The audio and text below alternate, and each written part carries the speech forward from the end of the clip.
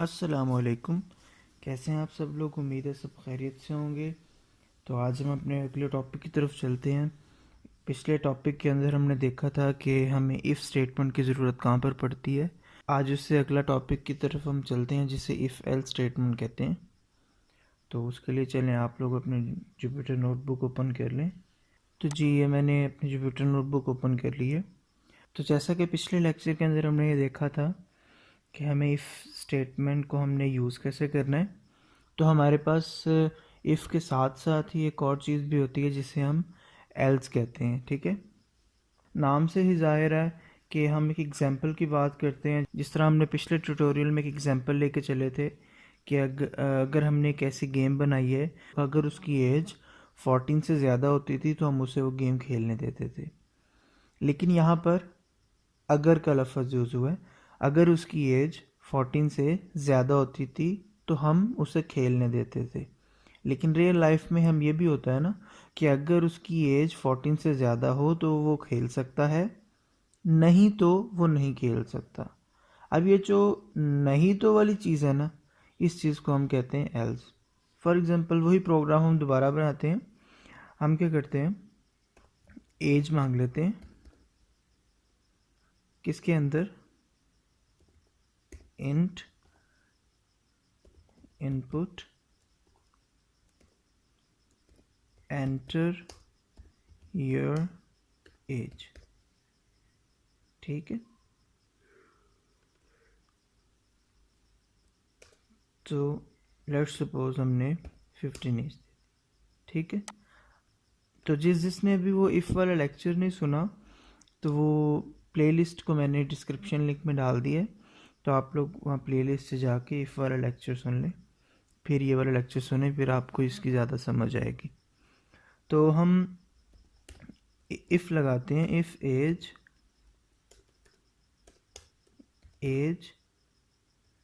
Greater than और equal to 15, then print, क्या करना था हमने, congratulations, congrats, you play game now. ठीक है, तो इसी तरह ये तो है कि जब उसकी एज 15 से ज़्यादा है। ठीक है, अगर ज़्यादा नहीं है तो उसके लिए हम उसे ये प्रिंट करवाना चाहते हैं कि sorry you are under age. ठीक है, तो जब दूसरी कंडीशन प्रिंट करवानी है हमने तो उसके लिए हम एल्स का लफ्ज़ यूज़ करेंगे। एल्स का सिंटेक्स भी वैसे ही है जैसे इफ़ का है, लेकिन एल्स के अंदर ये वाली कंडीशन इस तरह नहीं लगाते। एल्स को लिख के डायरेक्ट हम कॉलन लगाते हैं और उसी तरह हम उसको इंटेंडेशन करवाते हैं। ठीक है, तो हम ये प्रिंट करवाना चाहते हैं, sorry you are under age. ठीक है, तो अब देखें जी, यूज़र से यहाँ हम एज लेते हैं, यूज़र ने 15 दे दी तो एज हमारी 15 से ज़्यादा है, तो उसने भी कह दिया sorry congrats you play game now. अगर हम एज देते हैं, एज 13 है, तो उसने हमें प्रिंट करवा दिया sorry you are under age. तो ये इफ़ एल्स का कंसेप्ट हमेशा इकट्ठा तब यूज़ होता है कि अगर कंडीशन ट्रू हो तो इफ़ चले और अगर कंडीशन फॉल्स हो तो एल्स चल जाए। ठीक है, अच्छा, अब एल्स के कुछ रूल्स हैं जो मैं आपको बताता चलूँ। पहली बात तो ये कि एल्स जो है ये आप इस इंटेंडेशन में नहीं चला सकते, इस अंदर वाली इंटेंडेशन में नहीं चला सकते। आप चलाओगे तो आपको एरर देगा। ठीक है, क्यों? उसके रीज़न ये है कि ये एल्स जो है ये कभी भी अकेला नहीं चल सकता। अगर आप इस इफ़ को ख़त्म कर दोगे, ठीक है, तो आप इस एल्स को चलाओगे तो ये एल्स अकेला नहीं चल सकता। ठीक है, तो जब हम इसको इसके अंदर वाली इंटेंडेशन में लेके जाएंगे तो वो ये समझेगा कि प्रिंट के बाद डायरेक्ट एल्स की स्टेटमेंट है। ठीक है, इसलिए वो नहीं चलेगा, एरर देगा। ठीक है, तो इसलिए एल्स को हमेशा एक तो इंटेंडेशन से बाहर लिखना है और दूसरा अलहदा नहीं लिखना। इंटेंडेशन के अंदर भला किस तरह आ सकता है, जब हम इसके साथ इससे पहले यहाँ पर और कोई इफ़ की स्टेटमेंट लगा दें, जिस तरह हमने पहले लगाई थी कि जेंडर, हमने यहाँ पर जेंडर लिया था और इनपुट वैसे लेके हमने कहा था उसे enter your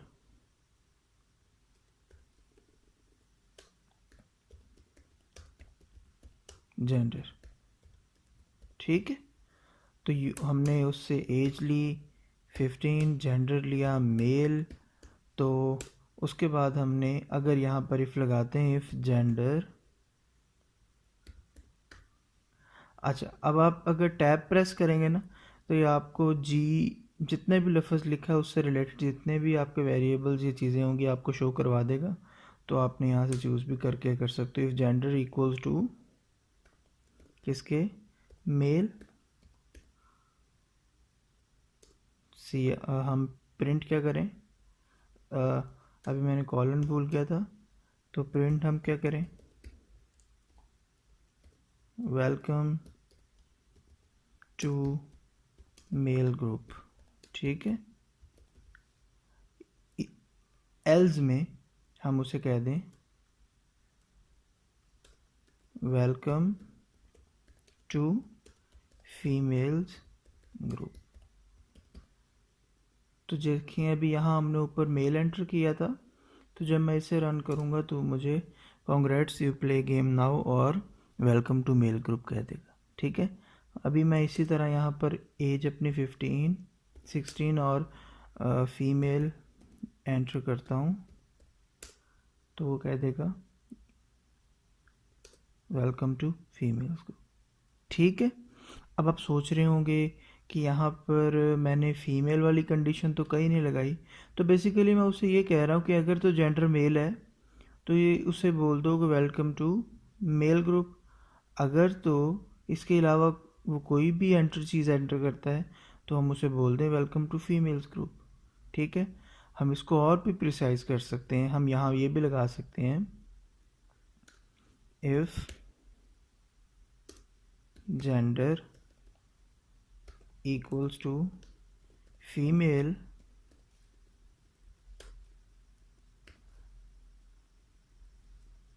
then welcome to female group। और फिर हम यहाँ else लगा दें, else हम लिख दें print invalid gender। ठीक है, अब क्या होगा, अब जब मैं यहाँ पर एज लेट्स सपोज 17 लिख देता हूँ और जेंडर मैं कुछ गलत सी लिख देता हूँ तो उसने मुझे बता दिया इनवैलिड जेंडर। अगर ये मैं चीज़ ना लिखता, ये वाला काम मैं ना करता, तो उसने हमेशा मुझे डिस्प्ले करवाना था वेलकम टू फीमेल्स ग्रुप में जेंडर जो भी डाल देता। ठीक है, तो ये सारी चीज़ें आप एल्स और इफ़ के थ्रू कवर कर सकते हो। ठीक है, तो ये बेसिकली हमने नेस्टेड इफ़ भी यूज़ की। नेस्टेड का मतलब होता है एक इफ़ के अंदर दूसरी इफ़, तो हमने नेस्टेड इफ़ भी यूज़ कर लिया है। ठीक है, और हम एक बाहर भी इस इफ़ का एल्स भी लगा सकते हैं। वो कैसे, एल्स प्रिंट कर दें यू आर अंडर एज। ठीक है, तो अब देखिए मैं लेट्स सपोज एज एंटर करता हूँ 12 और मेल, तो उसने मुझे अंदर यहाँ लेके नहीं गया इन स्टेटमेंट्स पर और उसने मुझे बोल दिया यू आर अंडर एज। ठीक है, तो इस तरह आप एक फुल फ्लैज एप्लीकेशन बना सकते हैं इफ़ और एल्स के थ्रू। ये तो थी इफ़ और एल्स। अब हमारे पास एक और स्टेटमेंट भी होती है जिसे हम एल्स इफ़ बोलते हैं। ठीक है, लेकिन एल्स इफ़ का मतलब क्या होता है, एल्स इफ़ का मतलब वही होता है कि अगर आपने मल्टीपल इफ़्स लगाने हैं तो आप एल्स इफ़ को यूज़ करोगे। आप इस तरह भी मल्टीपल इफ़ लगा सकते हो, लेकिन अभी मैं आपको एक प्रोग्राम करके दिखाता हूँ, उसमें आपको डिफरेंस पता चल जाएगा कि कहाँ पर मल्टीपल इफ़ हमारे लिए बेटर है और कहाँ पर इफ़ एल्स हमारे लिए बेटर है। ठीक है। अच्छा, अगर आपने एल्स इफ़ लिखना है तो उसके लिए आपको ELIF लिखना पड़ेगा। ठीक है, एल इफ़, और उसके बाद वो उसी तरह कंडीशन एज ग्रेटर देन 1 4, उसी तरह कंडीशन और उसी तरह सारा काम करो। ठीक है। अच्छा, तो अब हम एक प्रोग्राम बनाते हैं। आप लोग सारे यूनिवर्सिटी के स्टूडेंट्स होंगे, तो आप लोगों को ग्रेडिंग का तो पता होगा। ठीक है, जिनके एब्सोल्यूट मार्क्स होते हैं उनको ग्रेडिंग का तो अंदाज़ा होगा। हम अब एक ग्रेडिंग कैलकुलेटर बनाते हैं, जो आप उसे मार्क्स एंटर करेंगे और वो आपके सब्जेक्ट में ग्रेड लगा देगा। लेट्स सपोज हम एजम्पशन लेते हैं कि अबव 90 जो है, ग्रेटर देन 90 जो है वो कौन सा ग्रेड है, ए प्लस ग्रेड है। और अबव 90 और हम लगाते हैं 85 टू 80, क्या ग्रेड है जी, ए ग्रेड। ठीक है। फिर हम लगाते हैं 70 टू 80, क्या ग्रेड है, ए माइनर। ठीक है। इसी तरह फिर हम बात करते हैं कि 60 टू 70, हम ज़्यादा डिटेल में नहीं जाते, तो हम 60 टू 70 बी ग्रेड है। ठीक है, बी प्लस भी होता है, लेकिन हम वही मैं कह रहा हूँ ज़्यादा डिटेल में नहीं जाते। 50 टू 60 क्या ग्रेड है, ए सी ग्रेड है। ठीक है। और under 50 less than 50 F grade. ठीक है। हम आप एक ऐसा कैलकुलेटर बनाना चाह रहे हैं कि हम ये मार्क्स एंटर करें और यूज़र हमें बता दे कि आप पास हैं या आपका कौन सा ग्रेड है। ठीक है। तो चलें, तो हम अब क्या करते हैं, यूज़र से उसी तरह इनपुट लेते हैं। इनपुट को लेट्स सपोज हम मार्क्स के नाम से वेरिएबल बनाते हैं, उसके अंदर हम इनपुट को स्टोर करते हैं। इनपुट क्या लिखेंगे, एंटर योर मार्क्स। ठीक है। अब यूज़र ने हमें मार्क्स दे देगा, इसे एक बार में रन करेंगे। ठीक है। अब वो मार्क्स जो है वो हमें इंटीजर में चाहिए, तो हम इसके साथ इंट यूज़ कर लेंगे। अच्छा, अब मार्क्स ले लिए, मार्क्स के बाद हम चेक करना चाहते हैं कि जो मार्क्स आए हैं वो इसमें से किस रेंज में हैं। ठीक है। तो रेंज चेक करने के लिए आप वही इफ़ लगाओगे कि if marks greater than and equal to 90, ठीक है, देन हम उसे क्या मार्क्स दें, प्रिंट ए प्लस। अच्छा सॉरी, मैंने यहाँ पर ना एक मिस्टेक की है कि अब लेट्स सपोज 86 मार्क्स आ गए, तो वो किस कैटेगरी में जाएंगे, तो इसलिए यहाँ हमें 90 टू 80 लिख देता हूँ। ठीक है।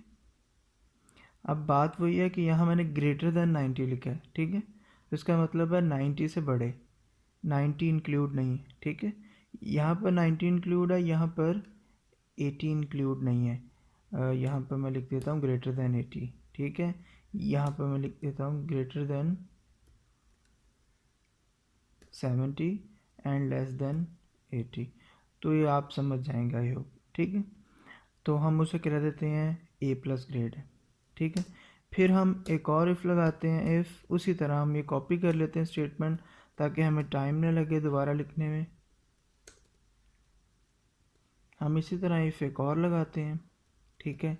अब हम क्या करेंगे, अगर तो मार्क्स उसके, ये वाली कंडीशन तो हमने चेक कर ली है, अब हम ये वाली चेक करना चाहते हैं, अगर उसके मार्क्स 80 से ज़्यादा हैं और 90 से बराबर हैं और 90 हैं। ठीक है, तो हम क्या करें, if marks less than equal to 90 and marks greater than equal to, equal फिर यहाँ लगाएंगे ग्रेटर देन 80, क्योंकि हमने 80 से बड़े रखने हैं और 90 के इक्वल भी हो सकते हैं, तो हम उसे क्या ग्रेड दें, ए ग्रेड दें। इसी तरह हम यहाँ पर भी एंड कंडीशन लगाएंगे और यहाँ पर भी। तो अगर मार्क्स 80 हैं या 80 से कम है, ठीक है, और मार्क्स ग्रेटर देन 70 है, तो उसका ग्रेड क्या बनता है, ए माइनर।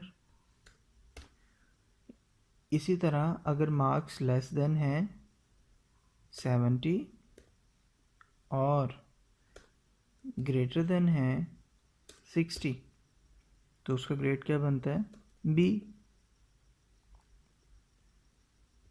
ठीक है, इसी तरह मैं दोबारा इस स्टेटमेंट को कॉपी कर लेता हूँ। हमारे पास अब 2 बचती हैं, ठीक है। तो अगर तो मार्क्स उसके 60 से लेस देन है, 60 से बड़े हैं, 60 से सॉरी लेस हैं और इक्वल हैं, और 50 से ग्रेटर हैं, तो हम उसको क्या ग्रेड देते हैं, सी। और फिर हम एक इफ लगाते हैं, इफ मार्क्स, बल्कि इसके अलावा तो सारे मार्क्स जो हैं वो, क्योंकि 50 तक तो हमने यहाँ चेक कर लिया है, इसके अलावा जो भी मार्क्स हैं एल्स हम उसे क्या प्रिंट करवा दें, यू आर फेल। अच्छा, अब ज़रा हम इसे रन करके देखते हैं कि क्या होता है। तो जब मैंने इसे रन किया, मैंने मार्क्स उसे दे दिए 90, तो देखें उसने मुझे 3 चीज़ें प्रिंट कर दी, ए प्लस बी, ए बी और यू आर फेल बी। एक तो इसलिए किया कि हमने यहाँ पर इक्वल लिख दिया, ठीक है, तो ये तो उसने प्रिंट कर दिया। हम उसको मार्क्स देते हैं, लेट्स सपोज 89, तो उसने मुझे ए और यू आर फेल भी प्रिंट किया है। तो मेरा क्वेश्चन ये है कि उसने हमें यू आर फेल क्यों प्रिंट किया। एक बच्चा एक टाइम में या तो ग्रेड ले सकता है या तो फेल हो सकता है, ठीक है, तो ये क्यों किया। तो यही नुकसान है कि अगर हम सारे के सारे इफ़ लगाते हैं, ठीक है, तो वो फिर भी एल्स स्टेटमेंट को रन कर रहा है। वो क्यों कर रहा है, क्योंकि वो जो है ना, पहले इस इफ़ में जाता है, वो देखता है मार्क्स जो हैं 89 यूज़र ने एंटर किए हैं, तो वो ग्रेटर देन 90 नहीं है, तो वो इसको स्किप कर देता है, बाहर आ जाता है। फिर इस इफ़ में जाता है, तो इस इफ़ में देखता है कि मार्क्स जो हैं वो लेस देन 90 हैं, बात तो ठीक है, और ग्रेटर देन 80 हैं, तो ये भी ठीक है, तो वो प्रिंट ए कर देता है। फिर वो जाता है इस इफ़ में और चेक करता है मार्क्स लेस देन 80 हैं, नहीं ग्रेटर देन 70 हैं, ग्रेटर देन 70 हैं, लेकिन दरम्यान में एंड कंडीशन है, तो इसलिए वो इसको भी प्रिंट नहीं करता। फिर इसी तरह इसी को भी प्रिंट नहीं करता और इसी तरह इसको भी प्रिंट नहीं करता। और जैसा कि मैंने बताया था कि अगर इफ़ ना चले तो एल्स चलता है, तो जब उसने इसको प्रिंट नहीं किया तो वो इस एल्स को प्रिंट कर देगा, ठीक है। तो इसीलिए ये हमारे पास ये वाली चीज़ आ रही है। इस चीज़ को ख़त्म करने के लिए हम क्या करते हैं, एल इफ़ लगा देते हैं, ठीक है, एल इफ़। अब एल इफ़ का काम क्या होता है, इसको एल्स इफ़ पढ़ते हैं।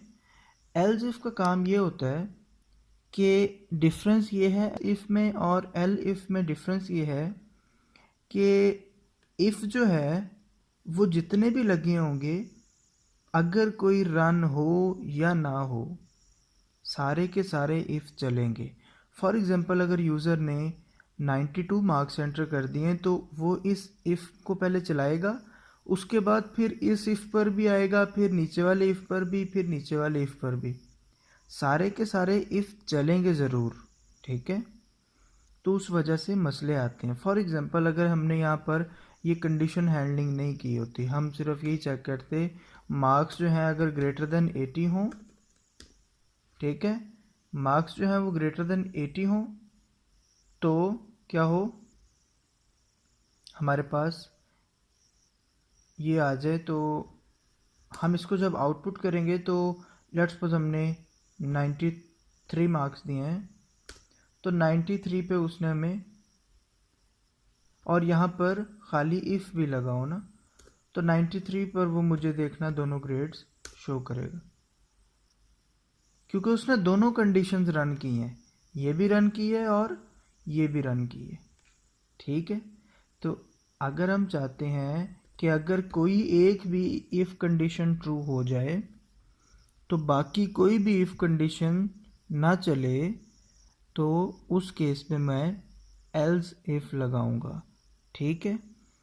तो अब हम जब इसको रन करेंगे, इसको मैं कंट्रोल Z कर देता हूँ, वो कंडीशन दोबारा ले आता हूँ, और अब जब हम इसको रन करेंगे तो देखिए मार्क्स मैंने दे दिए 89 उसी तरह, तो उसने मुझे सिर्फ ए ग्रेड ही शो करवाया, ये वाला एल्स नहीं चलाया, क्योंकि कोई एक भी इफ़ चल जाएगी तो वो सारों को इग्नोर करके एल्स से भी बाहर आ जाएगा, ठीक है। तो इसका मतलब ये वाली इफ़ अगर नहीं चली तो वो इस इफ़ को चलाएगा, ये इफ़ चल गई तो वो फ़ौरन ये वाली इन एल्स इफ़ को नहीं चलाएगा तीनों को, और वो फ़ौरन बाहर आ जाएगा, ठीक है। तो ये था एल्स इफ़ का हमारा आज का टॉपिक। तो आई होप आप लोगों को समझ आ गई होगी, मैंने कोशिश की है काफ़ी डिटेल में समझाऊँ आप लोगों को। तो अगर आप लोगों को कोई भी मसला हो, कोई भी मसला पेश हो, तो आप लोग कमेंट बॉक्स में मुझसे पूछ सकते हैं। तो इंशाल्लाह हम मिलते हैं अगली वीडियो में, तब तक के लिए अल्लाह हाफ़िज़।